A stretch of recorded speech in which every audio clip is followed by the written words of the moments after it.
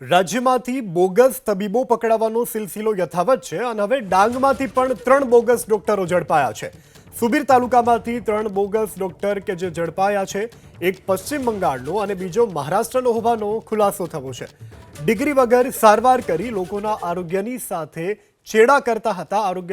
લોકોના આરોગ્યની સાથે ચેડા કરતા આ બોગસ તબીબો કે જેની સામે કાર્યવાહી કરવામાં આવી છે। સુબીર તાલુકામાંથી 3 બોગસ ડોક્ટરો ઝડપાયા છે। એક પશ્ચિમ બંગાળનો અને બીજો મહારાષ્ટ્રનો હતો।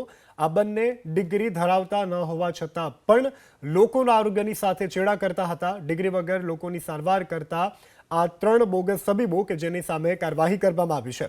સુબીરમાંથી આ બોગસ ડોક્ટરો ઝડપાયા છે। સુરતમાંથી 17 જેટલા ડોક્ટરો ઝડપાયા, ત્યારબાદ ફરી 15 એમ રાજ્યના વિવિધ વિસ્તારોમાંથી બોગસ ડોક્ટરો ઝડપાઈ રહ્યા છે। ત્યારે હવે ડાંગમાંથી આ 3 બોગસ ડોક્ટરો ઝડપાયા છે।